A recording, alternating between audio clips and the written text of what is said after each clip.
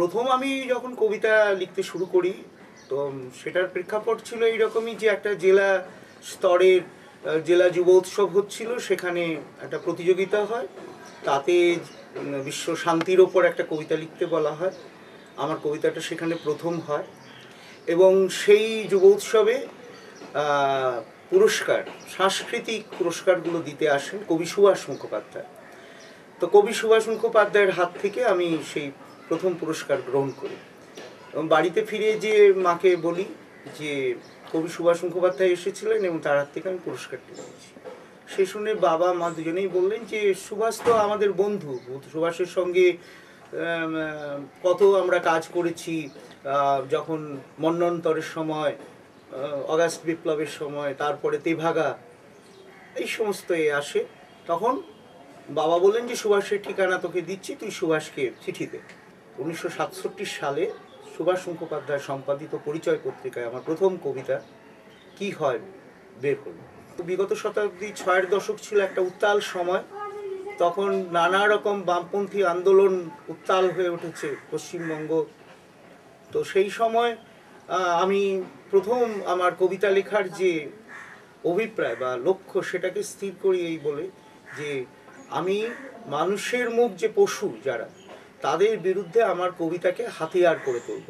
7-এর দশকে প্রবেশ করি এবং 7-এর দশক আমাদের পশ্চিমবঙ্গে একটা অগ্নিগর্ভ সময় গেছে, যখন নকশাল আন্দোলনে দলে দলে যুবকেরা প্রাণ দিচ্ছেন এবং একটা আদর্শের জন্য লড়াই করছেন।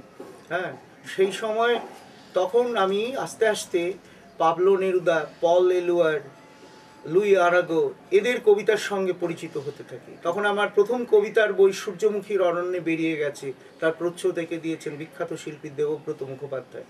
তারপরে আমার মধ্যে একটা পরিবর্তন ঘটলো। আমি তখন বিশ্ব শান্তি আন্দোলনের কাজ করছি, ভারত সোভিয়েত মৈত্রী সঙ্গের কাজ করছি, নানা রকম সাহিত্য কর্মের সঙ্গে যুক্ত হয়ে পড়েছি।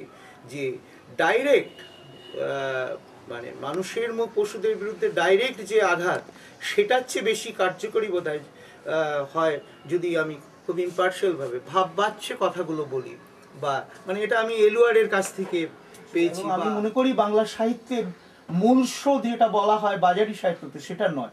মূল স্রোত কিন্তু লিটল ম্যাগাজিনের স্রোতটাই। তুমি হিসেব করো, আজ প্রায় 2000 লিটল ম্যাগাজিন আমাদের পশ্চিমবঙ্গে বেরোচ্ছে।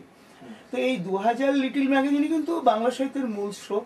এরা যেমন আমাদের বাংলা সাহিত্যের অতীতকে তুলে আনছে, আমাদের অগ্রবর্তী কবি লেখকদের সাহিত্যকে তুলে নিয়ে আসছে, তেমনি বর্তমান সময়টাকেও তারা প্রতিফলিত করছে।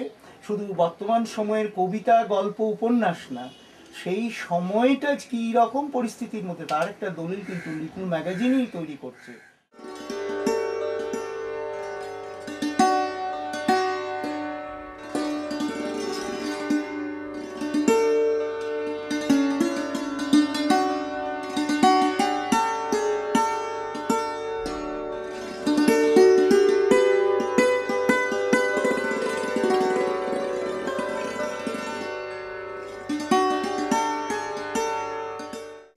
সত্তরের কবি হিসেবে ভাবতেই আমার ভালো লাগে। আমি দেখেছি কবির জীবনে, কবির লেখায় সময় একটা ব্যাপার। 70 দশক থেকেই যেন দেখলাম মানুষের মূল্যবোধগুলো পাল্টে যেতে থাকলো। রাজনৈতিক, সামাজিক সব জায়গায় যেন একটা আমূল পরিবর্তনের ধারা বইল। 60-এর দশকের কবিদের থেকে 70 দশক কত ফারাক। এখানে আমি দেখতে পেলাম 70 দশকের কবিরাই ভীষণ স্পষ্ট, অকপট, আবার একই সঙ্গে মিতভাষী। এরকম একটি প্রেক্ষাপটেই আমার কবিতার চর্চা শুরু হয়েছিল। আমার প্রথম কাব্যগ্রন্থ কাল জানি নদী জানে, আমি তখন কলকাতায়। কেন বললাম কলকাতায়?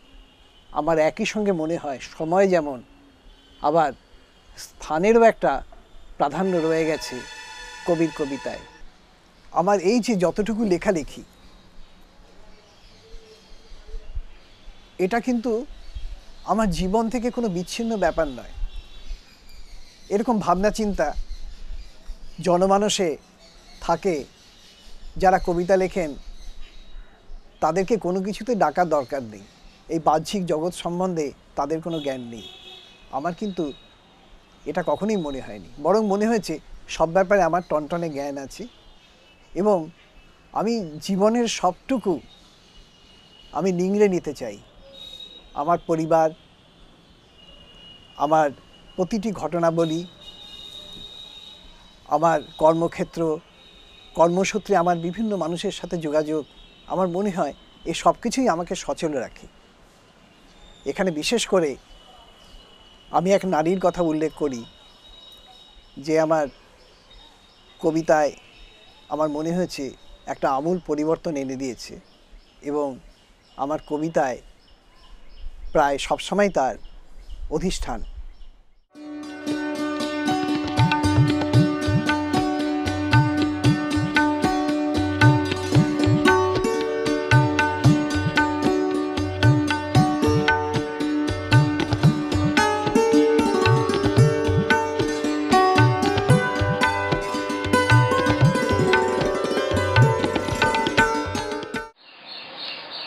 প্রথম আমার নাটকের বই বেরোয় 1975-76 নাগাদ। তারপর কবিতার বই বন্দিত্বে আমি এবং অন্যান্য। তারপর মেদিনীপুরে চলে আসি। মেদিনীপুরে প্রথম দৈনিক সংবাদপত্র দৈনিক দেশকাল এই শহর থেকে প্রকাশিত হয়। তখন এই শহর ছিল বেশিটাই অন্ধকারে ঢাকা, এবড়ো খেবড়ো রাস্তা। এরপর সাপ্তাহিক অবস্থান উপত্যকা, তারপর এখন ওই দৈনিক উপত্যকা চলছে। এছাড়া আমার গান আকাশবাণীতে প্রচারিত হয়েছে, অনেকে ক্যাসেট এবং সিডি বন্দিও করেছেন। এভাবেই আমাদের উপত্যকার সংসার চলছে।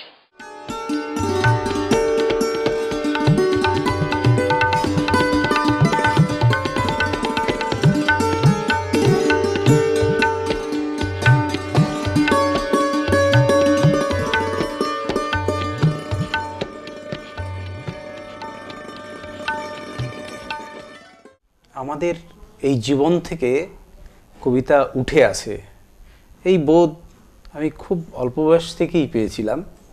আসলে আমার বাড়ির যে পরিবেশ, আমার বাবা মালিবুড়ো যেভাবে সাহিত্যের জগৎ পরিমণ্ডল তৈরি করে রেখেছিলেন, সেখানে আকাশের নীল থেকে, নদীর কংসাবতীর জলের স্রোত থেকে, চারপাশের আরণ্যিক যে পরিবেশ, তার থেকেই কবিতা উঠে এসেছে। জঙ্গলের ক্ষুধা, তৃষ্ণা, জ্বালা, জঙ্গলের দাবি, জঙ্গলের চাওয়া পাওয়া, এটা দীর্ঘকাল উপেক্ষিত থেকেছে। এই আন্দোলন হয়তো তাদেরকে একটা পরিচয় ফিরিয়ে দিয়েছে। আর জঙ্গলের কবিতা অনেক দিন অনেকে লিখেছেন।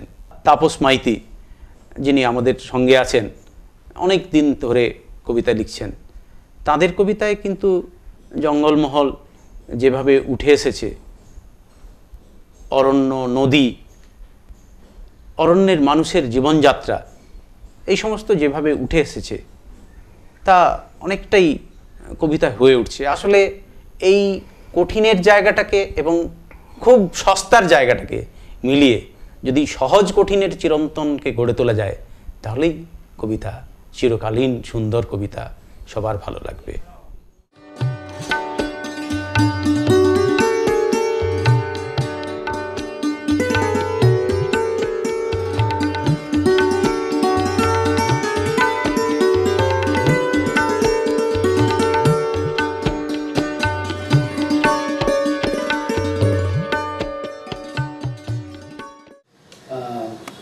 কবিতা লেখা একেবারেই আমার কৈশোর থেকে শুরু। আমি যে পরিবারে জন্মেছি, আমার যিনি দাদু, তিনি বিভিন্ন বই পড়তেন এবং লেখালেখিও করতেন। মূলত তাঁর অনুপ্রেরণায় একেবারেই ছোটোবেলা থেকেই কবিতা লেখা আমার শুরু। তবে প্রথমে আমি ছড়া লিখতাম, ছোট ছোট ছড়া লিখতাম। যখন আমি ক্লাস 9-এ পড়ি, সেটা 1978, তখন থেকে কবিতা লেখা শুরু হয় এবং আমার প্রথম কবিতা ছাপার আকারে প্রকাশিত হয় আমি যে বিদ্যালয় থেকে মাধ্যমিক পরীক্ষা পাশ করে উত্তীর্ণ হয়েছি, বেগুনিয়া ক্ষেত্রমোহন বিদ্যাপীঠ, ওখানকারই বিদ্যালয় পত্রিকাতে প্রথম আমার কবিতা ছাপার আকারে প্রকাশিত হয়। তারপর স্থানীয় কিছু পত্রপত্রিকাতে আমার ওরা লেখা চায় এবং আমি লেখা দিই। এভাবেই কবিতা লেখার শুরু। এছাড়া আমি যে পরিবারে জন্মেছি, আমাদের বাবা মা, আমার দাদু, আমার দিদিমা যারা ছিলেন, তারা সবাই স্বামী নিগমানন্দ পরমহংসদেবের দীক্ষিত। ওই আশ্রম থেকে, হালিশহর থেকে একটি পত্রিকা প্রকাশিত হতো, আর্যদর্পণ পত্রিকা নাম। তো সেই পত্রিকাতেও আমি কবিতা পাঠাতাম এবং কিছু প্রবন্ধও পাঠিয়েছি। সেগুলো মূলত একটু দার্শনিক লেখা। তো এইভাবেই আমার কবিতা লেখা শুরু, ছড়া লেখা শুরু। আমি যখন 11-12 অর্থাৎ একাদশ দ্বাদশ শ্রেণীতে পড়ি, মোহনপুর হায়ার সেকেন্ডারি স্কুলে, ওখানে বিদ্যালয় পত্রিকা প্রকাশিত হতো এবং এটি দেওয়াল পত্রিকা প্রকাশিত হতো। আমার মনে আছে আমি প্রথম একাদশ শ্রেণীতে আমার ওই বিদ্যালয়ের দেওয়াল পত্রিকা সম্পাদনা করেছিলাম এবং ওখানকার যে বার্ষিক পত্রিকা তাতেও আমার কবিতা, প্রবন্ধ এগুলো প্রকাশিত হয়েছে। সোহরাব বলে একটা পত্রিকা বেরোতো, সেই পত্রিকারও সম্পাদক মণ্ডলীতে আমি ছিলাম। সেই পত্রিকাতেও আমার কবিতা, প্রবন্ধ এগুলো প্রকাশিত হয়েছে। প্রথম আমার একটি ছোট গল্প প্রকাশিত হয় এসোনা, এগরা থেকে প্রকাশিত হয়। এসোনা শান্তিপদ নন্দ সম্পাদনা করেন, সেখানে একটি ছোট গল্প প্রকাশিত হয় এবং এগরা থেকে আরও একটি পত্রিকাতে আমার প্রবন্ধ প্রকাশিত হয়। তারপর বেলদাতে ছিলাম যখন, বেলদাতে যে সমস্ত লিটল ম্যাগাজিনগুলো বেরোয় এবং বিশেষ করে ওই পুজোর সময়, দুর্গা পূজার সময় বা কালী পুজোর সময় যে সমস্ত স্মরণিকা প্রকাশিত হয়, তারা আমাকে চায়। কোথাও কবিতা দিয়েছি, কোথাও প্রবন্ধ দিয়েছি, কোথাও ছোট গল্প দিয়েছি, এভাবেই লিখি। পরবর্তীকালে আমার প্রবন্ধ অনেকগুলো জায়গায় প্রকাশিত হয়েছে, যেমন আমার হাতে এই পাশেই রয়েছে, এটি সবং থানা স্বাধীনতা সংগ্রামী ও শহীদ স্মৃতি তর্পণ এবং পুলিনবিহারী ভূঁইয়া মহাশয়ের জন্মশতবর্ষ উদযাপন উপলক্ষে একটি স্মরণিকা প্রকাশিত হয়, যেখানে পশ্চিমবঙ্গের রাজ্যপাল, এখন নেই, তখন রাজ্যপাল ছিলেন গোপালকৃষ্ণ গান্ধী, তিনি উপস্থিত হয়েছিলেন। এখানে আমি একটা ইংরেজিতে আর্টিকেল দিয়েছিলাম, liberation movement in Midnapore and the role of the revolutionists of Sabang, এই লেখা দিয়েছিলাম। এছাড়া সবংয়ের একজন স্বাধীনতা সংগ্রামী ডাক্তার হরিপদ ভৌমিক, তার জন্মশতবর্ষ উদযাপন উপলক্ষে তার সম্পর্কেও আমি একটা লেখা দিয়েছিলাম, হরিপদ ভৌমিক এ লেজেন্ডারি রেভলিউশনিস্ট, এটা পাঠিয়েছিলাম। মেদিনীপুর কলেজিয়েট স্কুলের 175 বর্ষ উদযাপন উপলক্ষে মেদিনীপুর কলেজিয়েট সম্পর্কেও আমি একটু লেখা দিয়েছিলাম, সেটাও প্রকাশিত হয়েছে। এছাড়া মেদিনীপুর শহরে যে দৈনিক উপত্যকা, যা সম্পাদনা করেন তাপস মাইতি, দৈনিক উপত্যকাতে আমি নিয়মিত লিখি। শারদীয় সংখ্যা যেটা প্রকাশিত হয়, তাতে ইংরেজি কবিতার অনুবাদ আমি দিই, গল্প দিই, প্রবন্ধ দিই।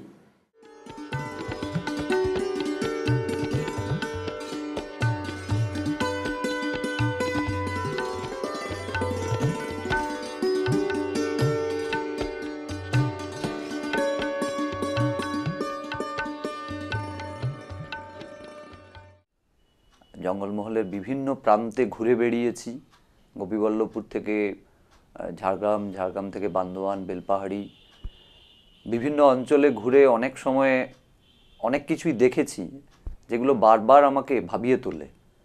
আর সেই ভাবনাই অনেক সময় আমার কবিতায় তার স্পষ্ট ছাপ ফেলেছে। আসলে এইসব অঞ্চলের যে মানুষজন, প্রকৃতি, সে বারবার কেমন আমাকে ডাকে, আর সেই ডাকে সাড়া দিয়ে অনেকবার ছুটেও যাই। আর সেই ডাককে অস্বীকার করতে পারি না বলেই মনের মধ্যে কোথাও যেন তার একটা রেশ থেকে যায়, আর রেশ থাকে বলেই কবিতায়ও তার ছাপ পড়ে। ডুংরি শব্দটা আমি অনেক জায়গায় ব্যবহার করেছি। আবার গোপীবল্লভপুরের বেশ কিছু অঞ্চলের লোকজ উপাদান কবিতায় অনেক অনেক ক্ষেত্রেই ব্যবহার করেছি। সামগ্রিকভাবে জঙ্গলকে কেন্দ্র করেও কিছু কিছু কবিতা লিখেছি, সেখানে হয়তো ওই সমস্ত শব্দ নেই, কিন্তু জঙ্গলের ভাবনাটুকু থেকে গেছে। যারা প্রচারের আলোয় অনেক বেশি করে এসেছেন তারা কিন্তু পৃথক একটা এই সত্তা নিয়ে আসেননি। কিন্তু মজার ব্যাপার, যারা অনেক কম প্রচারের আলোয় আছেন তারা কিন্তু জঙ্গলমহলকে বাদ দিয়ে কোনো কিছুই করেননি আদ্যন্ত। আবার কেউ কেউ রয়েছেন যারা অনেক বেশি প্রচারের আলোয় কিন্তু তারা জঙ্গলকে বাদ দিয়েছেন, এরকম নয়। আমরা ওই এর উপন্যাসটার কথাই তো বলতে পারি, আমাদের গোপীবল্লভপুর ওই অঞ্চলের যে উপন্যাসটি নলিনী বাবু, নলিনী বেরার গল্প, সেটা তো আদ্যন্ত ওই অঞ্চলের। কিন্তু একইভাবে আমরা যদি অশোক মহান্তির কথা বলি, ঝাড়গ্রামে অশোক মহান্তির অনেক কবিতাতেই আমরা দেখেছি যে জঙ্গলমহল একেবারে আদ্যপান্ত জঙ্গলমহল এরকম একটা ব্যাপার, এবং চিহ্নিতকরণের ক্ষেত্রে কোনো অসুবিধে নেই। লিটল ম্যাগাজিনের যে সহৃদয়তা, সেই সহৃদয়তার জায়গাটা এখন থাকছে না। এখন আমি দেখছি কি না, আমি তাকেই নিয়ে আমার লিটল ম্যাগাজিনের সংখ্যাটিকে পরিপূর্ণ করব যাকে সবাই চেনেন বা যাকে দেখাতে পারলে আমি অনেক বেশি করে একটা জায়গায় পৌঁছতে পারবো।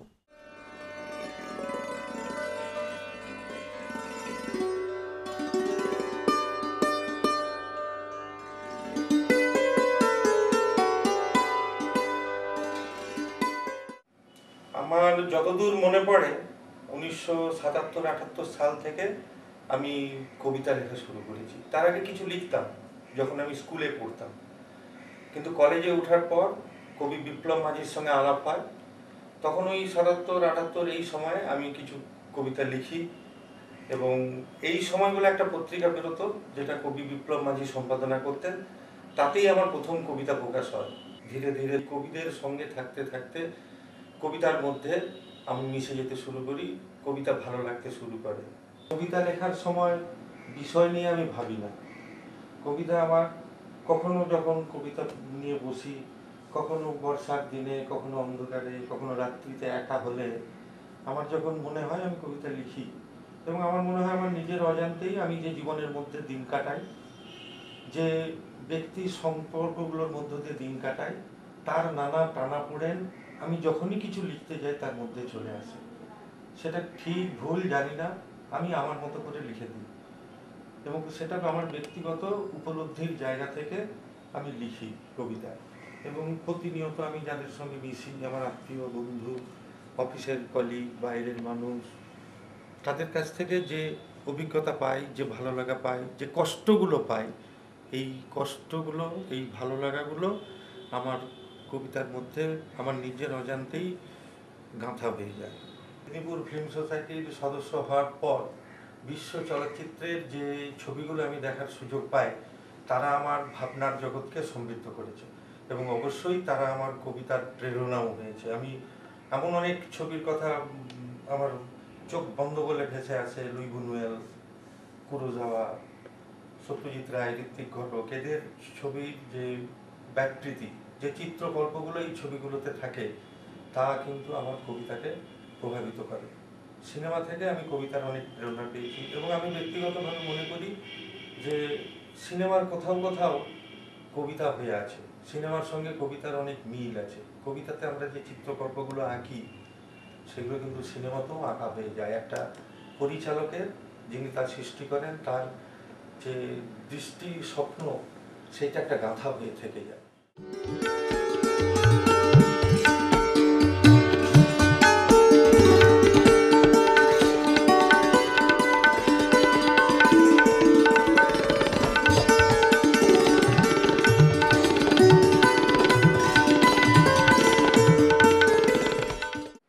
লেখালেখি শুরু হয়েছিল একদম ছোট বয়স থেকে। তখন বোধহয় 84 সাল, 1984, তখন মাটির আঁচল বলে একটি পত্রিকা এখনো পর্যন্ত প্রকাশিত হয়, লিটল ম্যাগাজিন, পূর্ব মেদিনীপুরের মুগবেড়িয়া থেকে। ওখানেই আমার প্রথম লেখা। সেটা কবিতা ছিল না, সেটা ছিল একটা ছড়া গ্রীষ্মকাল সম্পর্কে। তারপরে পরে পরে পরে লেখালেখির বিভিন্ন ভাবনা চিন্তা বাড়ে এবং বিভিন্ন পড়াশোনার ক্ষেত্র প্রসারিত হয়। সেক্ষেত্রে কলেজ জীবনে সত্যিকারের লেখালেখি সেটা শুরু হয়। কলেজ পত্রিকা প্রকাশিত যখন হয় তখন মোটামুটিভাবে লেখা ছাপা হতো। এছাড়াও সেই সময়ে আমরা কয়েকজন বন্ধু মিলে একটা ছোট কাগজ করার কথা ভাবি। আমার বন্ধু এখনো একটা কাগজ করে রবিবার বলে, কৌশিক গুড়িয়া ও আর আমরা মিলে সবাই মিলে একটা হৃদয়ে বাষ্পচাপ নামে একটি পত্রিকা করার কথা ভাবি এবং সেটা কয়েকটি সংখ্যা বোধহয় তার প্রকাশিত হয়েছিল। ওখান থেকেই মূলত লেখালেখির শুরু এবং বিভিন্ন ছোট কাগজে তারপর লিখতে শুরু করি। এর পরবর্তী সময়ে বিভিন্ন ছোট কাগজে লেখালেখি প্রকাশিত হয়। প্রথম কবিতা সংকলন বেরিয়েছিল 1907 সালে। সেটা হচ্ছে একক অন্ধকার বিষয়ক উপপাদ্য, দ্বিভাষিক কাব্যগ্রন্থ।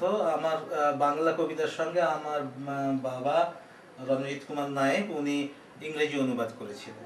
পুরুলিয়া যাব বলে কোনোদিন ভাবিনি, কিন্তু চাকরির ক্ষেত্রে এমন একটা জায়গায় যেতে হলো, আমার যে ছেলেবেলাকার জায়গা, যে জায়গায় আমি কলেজ কাটিয়েছি বা কলকাতার কাছাকাছি জায়গা, এগুলো থেকে একেবারে দূরে একটা জায়গা যেখানে সত্যিকারের ভূপ্রকৃতি বা জনজীবন এই সমস্ত আমার পরিচিত জায়গাগুলোর থেকে পুরোপুরি আলাদা।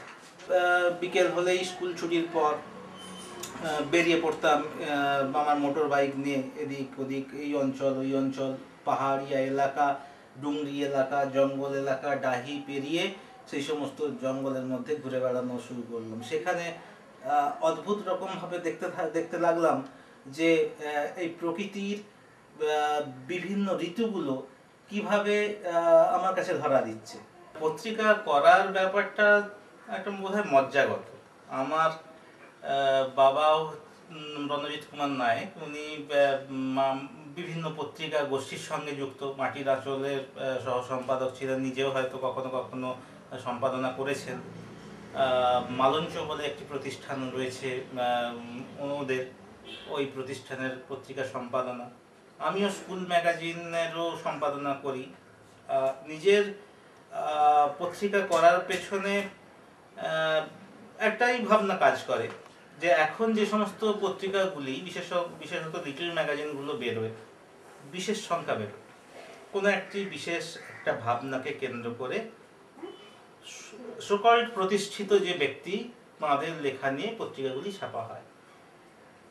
সেখানে যারা অতটা আলোর মুখোমুখি নয়, এ ধরনের যে সমস্ত কবি লেখক রয়েছেন, তাদের যদি লেখা প্রকাশের ব্যাপার থাকে তাহলে তার মাধ্যম কি? আমার এটা বারবার মাথায় হয় যে তারা কোথায় লিখবে।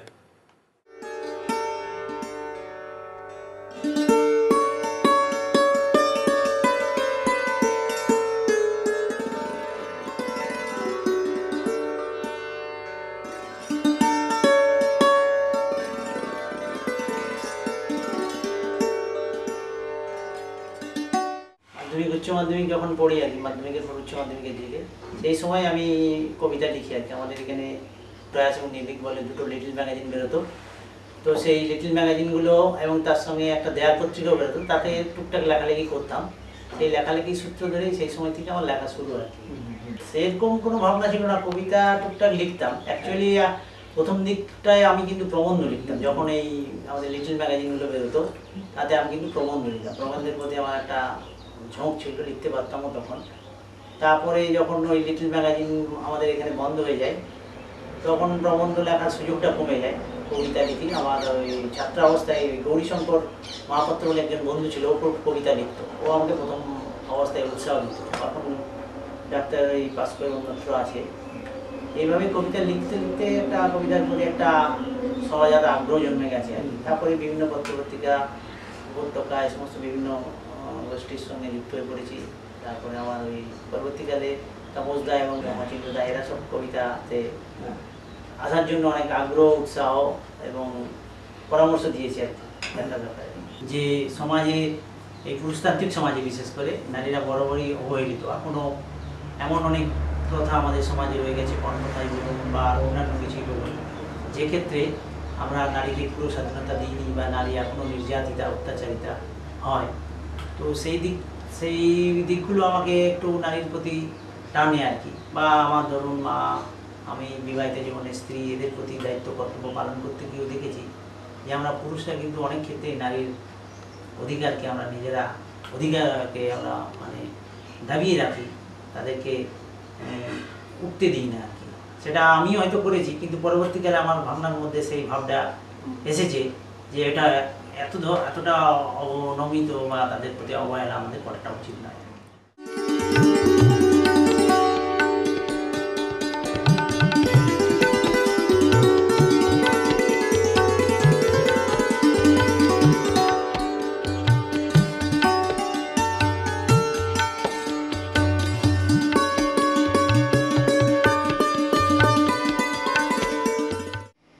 আমি প্রথম আমার কবিতা বেরোয়, আমি তখন বিষ্ণুপুরে রামস্বর মিউজিক কলেজে পড়ছি। তখন আমার প্রথম ওখানে একটা অভিযান বলে একটা পত্রিকা বেরোয়, এবং সেই পত্রিকায় আমারই এক বন্ধু উৎসাহী হয়ে সে কবিতা নিয়ে গিয়েছিল এবং সেখানে প্রকাশ করেছিল। তো আমার তখন একটু সংকোচবোধ থাকতো, লিখতাম। তারপরে আস্তে আস্তে মোটামুটি এখানে চাকরি সূত্রে ঝাড়গ্রামে আসা এবং বিভিন্ন অনুষ্ঠানেও যেমন গিয়েছি পূর্ব মেদিনীপুরে, এই জন্য পূর্ব মেদিনীপুর এবং পশ্চিম মেদিনীপুর সব জায়গাতে প্রায় অধিকাংশ পত্রপত্রিকাতেই আমার লেখা বেরিয়েছে এবং তারা অভিনন্দনও জানিয়েছে। এবং কিছুদিন আগে রোহিণীতে আমাকে একটা বইয়ের জন্য সম্বোধনাও দিয়েছেন, যার ফলে এইভাবে একটু উৎসাহিত হয়ে এইভাবেই প্রকাশিত হয় আর কি। গান হচ্ছে পৃথিবীর আদি কবিতা, সঙ্গীত যেটাকে বলা হয় আর কি। যেমন এক সময় তো বেদ পাঠ করা হতো সেই সঙ্গীতের সুরের মাধ্যমেই, তো এইটা আমাকে খুব প্রভাবিত করতো। এবং ছোটোবেলা থেকে আমি খুব গান বাজনা ভালোবাসতাম, গান করতাম, এমনকি গান শুনে শুনে আমার শেখাও হয়ে যেত। তো সেই গান যে লিখতাম, লেখার মধ্যে দেখি যেটা তো ছন্দ থাকতো, একটা 4টে ভাগ যেমন থাকতো, স্থায়ী, অন্তরা, সঞ্চারী, আহ, তেমনি ওটাও একটা কবিতার মতন। তো আমার মনে হতো যে এটাও তো একটা কবিতা। তারপরে আস্তে আস্তে কবিতার মধ্যে এসে গেছি, বিভিন্ন মানুষের সুখ দুঃখ, বিশেষ করে মানুষের ছোট ছোট সুখ দুঃখ অনুভূতিগুলো আমাকে খুব ভাবায়, এবং সেগুলো নিয়ে আমি একটা সময় কবিতা লিখি। জয় গোস্বামী, সুধী চট্টোপাধ্যায়, এরকম অনেকের কবিতায় ভালো লাগে। ঝাড়গ্রামের মধ্যে যেমন ভালো লাগে অশোক মহান্তি ছিলেন, ওনার কবিতা ভালো লাগে। তারপরে আরেকজন যেমন আশুতোষ রানা, ওনার কবিতা একটু অন্য ধরনের, ওর কবিতাগুলো মানে খুব ভালো লাগে। চাঁদ দেখে তোমার কথা মনে পড়ে যায়, জানি না তুমি আছো কোথায়, চাঁদ দেখে তোমার কথা মনে পড়ে যায়।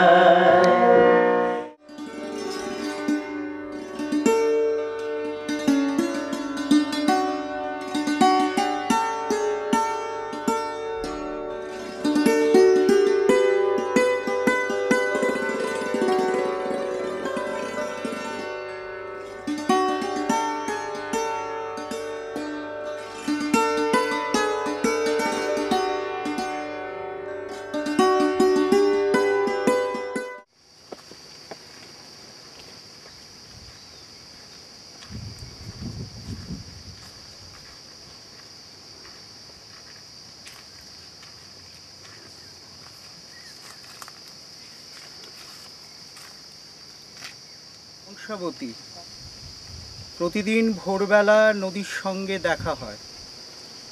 ক্ষুধার্ত নদী বৃষ্টি চায়, চায় ড্রেজিং, জলের পোশাক, যাতে নগ্ন দেহে জড়াতে পারে। নদী ক্রমে শুকিয়ে কাঠ, মুখ লুকোয়ে বালির ভাঁজে লজ্জা। অবাধে লরি এসে ছিঁড়ে খুঁড়ে খায় তাকে। নগরায়ন আরও বেশি নগ্ন করে, জনিমুখ লুকোতে নদী, চায় বৃষ্টি আজ, মানুষ ধূর্ত নাগর, প্রকৃতির কাছেই সে প্রার্থনায় জড়ো করে হাত। কাঠের রুটি, এখানে আমরা কাঠের রুটি খাচ্ছি, জলের সঙ্গে পান করছি আর্সেনিক বিষ। এখনও আমরা মিথ্যে প্রতিশ্রুতির কাঠের রুটি খাচ্ছি, আর প্রতিবাদ জানালেই রাষ্ট্র বলছে দেশদ্রোহী। পার্লামেন্ট আলো করে বসে আছেন মাফিয়া মাস্তান, মঞ্চে এনে মালা পরাচ্ছি আর বলছি আপনিই ভগবান। শপিং মল, বিগ বাজারে দেদার বিক্রি হচ্ছে কাঠের রুটি, গাড়ি বোঝাই করে ফ্লাইওভারে উড়ছি, স্বাধীনতার তিনরঙা পতাকার নিচে লাইনবন্দি ভারতবর্ষ, চাইছি কাঠের রুটির বদলে একটা আস্ত গরম রুটি। জ্যোৎস্না ক্লিনিকে বাস এসে থামে, পেছনে খেলার মাঠ, তারও পরে শালবন, চারপাশে শাল গাছেরা নৃত্য করে। জ্যোৎস্না ক্লিনিকে আজ তালা কেন ঝুলে? কোয়াক ডাক্তার বাবু কি পলাতক? হয়তো গর্ভপাত করাতে চেয়ে মৃত্যু ডেকে আনে কোনো এক অনুরা নারী। কল্পিত জনরোষ বন্ধ ক্লিনিকের দরজায় আঘাত করে। সেই সমাবেশে কত গল্প যে মিশে থাকে। পার্টির বাবুদের গল্পগুলি ডানা মেলে উড়ে যায় দেখে মোটর সাইকেলের শব্দ মেঘ হতে চায়। চল্লা ফলেরা, গল্প, ভালোবাসা, মানুষেরা, আমার ঝুলিতে তোমাদের সুরে গান নেই। ভাঙা আয়না নিয়ে বসে থাকি গ্রাম্য মেলায়। চল্লা ফলেরা কেমন বাতাসে ভর করে ওড়ে। গ্রামের সীমানা বড় দ্রুত শেষ। কাটা বেগুনের মতন পলিপ্যাক ছিঁড়ে কবেই হারিয়েছে চিত্রকল্পগুলি। ছাই বর্জ্য আগলে বসে থাকি। অদ্ভুত লোকটিকে দেখে স্কুল বালিকা, কাপাস ফুলেরা হেসে হেসে তুলো। এই তুমি যদি আমার বউ হতে। গল্প গন্ধে দুহাতে বমি চেপে তুমি কি সালিশি সভার থেকে দূরে? আসলে মোবাইলে ডাক দিয়ে গেল চিরলঙ্ঘিত মানবাধিকার। একটি সকাল এবং একটি সকাল আর একটি সকালের মতো নয়, একটি রাত আর একটি রাতের মতো নয়।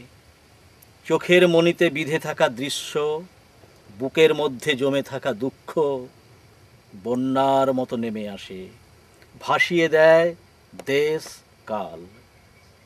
আমরা নিমিত্ত হয়ে থাকি, থাকতেই হয় জীবনভর।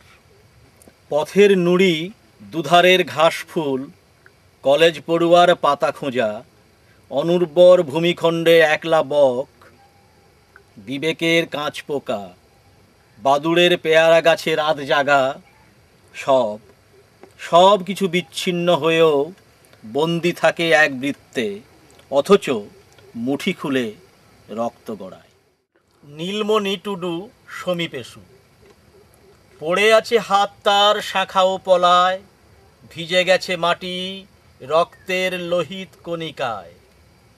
1,00,000 অনুচ্ছেদে বাঁধা শিল্প সুষমা, আকাশবাণীতে যার নিত্য যাওয়া আসা, কাঁপে না আকাশ কেন ভীম ভৈরবে? খুনিরও অজুহাত থাকে আড়াল খোঁজে, এভাবে কি সাম্যের গীত হয় গান? এভাবে কি বৈষম্যের পাড় ভাঙে? প্রাণ নিতে পারে ত্রাস, পারে না দিতে। অসুখ বিষাদ বুকে জেগে আছে এই সন্ধ্যা জল, বিম্বের থেকেও তার ছায়ারা আদিম অবয়বে। কখনো গল্প হয় কোনো এক পরাজিত যুবকের, কখনো সে অবয়ব ভেঙে ফের জলে ঢেউ খেলে। দু একটা প্রকীর্ণ সন্ধ্যামণি চাঁদের চরণ ছুঁয়ে অন্ধকার বুকে নেমে আসে। আমাদের মৃত্যু পরাজয় মলিন স্বাক্ষর এঁকে ফিরে যেতে গিয়ে দেখে তমসার বুক চিরে চাঁদের থেকেও ম্লান তারা জলে আকাশে, অনন্ত আকাশে। শান্তিনিকেতন থেকে তোমার আসার কথা ছিল না এমন, সেখানে মাঠের শেষে সাঁওতাল ঘর, সেখানে রাত্রি দিন গান ওঠে রবি বাউলের। আখড়ায় আছেন যিনি, তার কাছে দুনয়ন বন্ধ করে নিজেকেই দেখি আমি। অনেক দূরে, খুব সকালে একটি সুর ধেয়ে যায় খোয়াইয়ের দিকে, প্রাণের মানুষ আছে প্রাণে। তুমি অধরা, আধার রাতের শেষে শিশির ভেজা ভোরে তোমাকে পেলাম। তোমায় অনুভবে কেটে গেল আধার রাতের আবেশ। তুমি ছিলে নিয়ত আমার চেতনায়, রং তুলি দিয়ে ধরতে চেয়েও তোমায় হুবহু ধরতে পারিনি। হে স্বপ্নচারিণী, কল্পনায় তুমি সুন্দর, ধরা দিয়েও তুমি অধরা। তোমায় অদেয় কিছু নেই আমার, তুমি বলেছিলে। এই দুই হাতময় তীব্র আকাঙ্ক্ষা, বুকে ডানা ঝাপটায় তৃষ্ণার্ত চাতক। আসবে তো এসো, বুকের পাথর সরিয়ে কাছে এসো। উদ্গ্রীব বক্ষ স্পর্শ করে নদী হও, মুক্ত সন্ধানী ডুবুরির মতো স্নান করি পরম স্নান। আজ তোমায় অনুভব করলাম, তোমার আগ্রহী বুকে আমার স্পর্শ দিয়ে। জানি এই কাঙ্ক্ষিত স্পর্শে তুমি শিহরিত। তোমার মগ্নতায় তখন এক অনাস্বাদিত স্বর্গীয় আনন্দ। এই ইন্দ্রিয় অনুভবে আমার মনের জানালা গেল খুলে। ঢুকলো আলো, ঢুকলো বাতাস। তোমার কালো চুলের ওপর আলো খেলে গেল। সে আলোয় দেখলাম মানবী নয়, এক দেবীকে। তোমার শরীর ছুঁয়ে যে বাতাস এলো, তাতে পেলাম অফুরন্ত প্রাণ আর নবীন উষার পুষ্প সুবাস। নহলি মুখ আলো করে সুবর্ণরেখা চাঁদ বাঁকড়াবনে আটকে গেছে যেন। ওই দূরে তপসিয়া, বেলেবেড়া, রাজগড়, ধেয় বাঘেশ্বর। এখানে নদীর কাছে নীলকুঠি ঘাট, ছিন্নমস্তা, মৌল গন্ধ বারুদ পোড়া দিন। আরও দূরে তেঁতুলিয়া, লালপথ, আদিগন্ত বাদাম সবুজ মাঠ। ঝুলামঞ্চ আদুর চুমো দুপুরে, নল গোপীর কণ্ঠি বদলে গেলে গোবিন্দের ঘুম টলে যায়। মুখোমুখি, এখন নিজের সঙ্গে নিজেই বলি কথা। যুদ্ধ মানেই এর ওর হাতের দৈর্ঘ্য প্রস্থ, আর চার পেয়েদের মহাভোজ। তবু গোলাপি শহরে নামে ঝোড়ো যুদ্ধ রাত। অস্বচ্ছ আলোয় নষ্ট মেয়ের নষ্ট গদ্য পড়ি। আবার লড়াই শুরু। নষ্ট হয়েছে কে, মেয়েটি না তার গদ্য? দৃশ্যত আমার নষ্ট গ্লাসে হাসছে যুবতী মৌল। প্রেম তুমি বয়সহীন নারী, প্রেম তুমি বয়সহীন। তোমার ভ্রুভঙ্গির আগুন ইশারায় নিয়ে যাচ্ছ কোন খাদ চড়ায়ের অচেনা কিনারায়। হাতিদের দল, এলিফ্যান্ট করিডোর, কিংবা দাঁত নখ সিসার বারুদেরা ওত পেতে থাকে যে চৌরাস্তার মোড়ে। সেখানে সবুজ আলোর অপেক্ষায় দাঁড়িয়ে আছি সহস্র বছর। ওপারে প্রেম, বয়সহীন নারী, যাকে ছুঁয়ে দিলে ঝুরঝুর ভেঙে পড়বে যত জমানো অভিমান। আমি হিংসে করি পৃথিবীকে, হিংসে করি তোমাকে ছিনিয়ে নিয়ে যাচ্ছে বলে। সম্পর্কের টানাপোড়েন আমি হিংসে করি তোমার সমস্ত স্বপ্নকে তোমাকে দূরে টেনে নিয়ে যায় বলে। আমি নতুন বয়সকে হিংসে করি, পুরাতনকেও। পার্ক হোটেল, দিল্লি, কলকাতাকে হিংসে করি। রাজধানী এক্সপ্রেস, মারুতি গাড়ি, টিভি, ইন্টারনেট সব কিছুকেই হিংসে করি। ক্রমাগত তোমাকে দূরে টেনে নিয়ে যাচ্ছে বলে। বল উঠছে ধামসা মাদলে, পাহাড় কাঁপছে থর থর। আশু ধানের গন্ধে ভেজা বৃষ্টি ফেরত একদল হাওয়া এসে আমাকে বলল, চল চল, গাছে গাছে জোড় বাঁধবে, আমনের বীজ ফুটবে, ওদের পাড়ায় আজ করম উৎসব। সন্ধ্যের ভেতর আঁধারের ভেতর উজান বাইছে শ্যামল পাতা। রূপসা নাচছে তার বৌদিদির হাত জড়িয়ে। রিমঝিম পাহাড় ঝাঁটিকা চলে, কিয়া দশে দাদা ভহজি মারিলে। মুখিয়া এগিয়ে এসে হাতে ধরে নিয়ে গেল দুয়ারে, পেতে দিল খাটিয়া, চা এলো, বিড়ি দেশলাই। মাথায় ময়ূর পালক গেথে হলদে শালু বেঁধে ছেলেরা মেয়েদের নতুন শাড়ি। নাচ চলল, বল উঠল রাত গভীরে।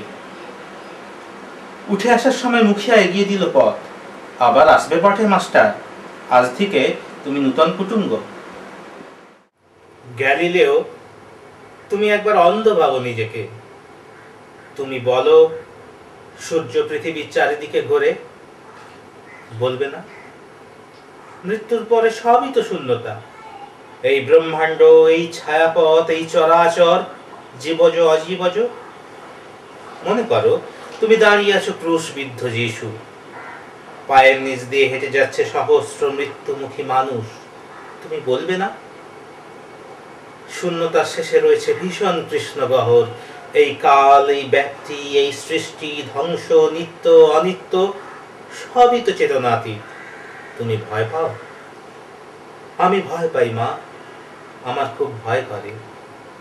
আমরা ভয় পাই, দল ভয় পায়, সমাজ ভয় পায়, রাষ্ট্র ভয় পায়, অস্তিত্বে সবাই তো নিঃসঙ্গ।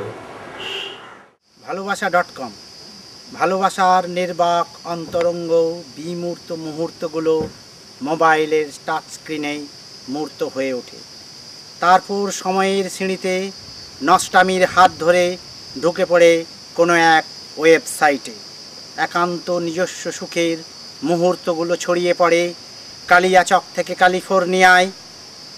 ভালো লাগার স্মৃতিগুলো হয়ে যায় একাকার সবাকার ভালোবাসা.com নামে। ঠিক তখনই কালিয়াচকের নির্জন লাশকাটা ঘরে ভালোবাসা.com-এর পোস্টমর্টম রিপোর্ট বেরিয়ে আসে। শোকতাপ্তার হাত ধরে ক্যালিফোর্নিয়াতেও কারো দুফোঁটা অশ্রু হয়তো ঝরে পড়ে মাটিতে নির্জনে একা। নির্মম গালিচায় স্নেহময়ীর জঠর ছিঁড়ে ওরা বেরিয়ে আসতে চেয়েছিল, ওদের বেরিয়ে আসতে দেয়নি। অন্ধকার কুঠরিতে ওরা বন্দি, নির্মম মোমের গালিচায় ওদের শ্বাসরুদ্ধ দেহ। এই নিয়ে 3 বার ওদের মুক্তি ঘটেনি। ওরা মুক্তি চায় সেদিন সবুজ নরম ঘাসের গালিচায় 3টে ফুল, লাল, নীল, সবুজ। ছিঁড়ে নিতে গিয়ে থমকে দাঁড়ায়। হঠাৎ সস্নে শীতল জল ঢেলে দেয় ওদের পাদমূলে। ওরা হেসে ওঠে, নেচে ওঠে আনন্দে। লাল সবুজ ফিতেই তখন খুশির বলগা হরিণ। পাথর ভেঙে জাগে, কাটার যন্ত্রণা সে তো গোলাপও জানে, তবু রক্তে তার আতর আগুন। শাল মহুয়ার ডালে বসন্ত বনে, ঘাস মাটি পলাশে জলে ফাগুন। পোড়া স্বপ্নের বুকে জীবন যৌবন, জঙ্গল মহল যেন লাল রক্তের লিখন। সূর্য সীমায় কাঁপে রামধনু মন, 4 দেয়াল জুড়ে আজ বন্দি ভুবন। বারুদের স্তূপ থেকে কচি কিশলয়, 2টি হাতে ছুঁতে চায় আকাশের নীল। মুক্তির আলো মেখে পাতায় পাতায়, পাথর ভেঙে জাগে পথের মিছিল। পদধ্বনি, না বললেই 7 খুন মাপ, বললেই আসামি। চুপ করে সব মেনে নিলেই হবে দেশপ্রেমী। প্রতিবাদ করলেই যেন দাঁড়াবে কাঠ গোড়ায়, মাথা নিচু করে থাকতেই হবে ওদের অনুকম্পায়। ওরা যা যা বলবে তোমায় করতে হবে তাই, না করলেই আইন দেখাবে রক্ষা তোমার নাই। ওদের নিয়মই হবে চূড়ান্ত, ন্যায় ও নৈতিকতা বিসর্জন দিতেই হবে তোমার ব্যক্তি স্বাধীনতা। এমন দেশের শাসন মেনে আর কতকাল বাঁচবে? মৃত্যু ভয়ের পাষাণ ভেঙে মানুষ জেগে উঠবে। সেই মাটির ওই ডাক শুনে তাই অরণ্যের ঘুম ভাঙছে, দাবানলের পদধ্বনি আকাশ ভেঙে আসছে।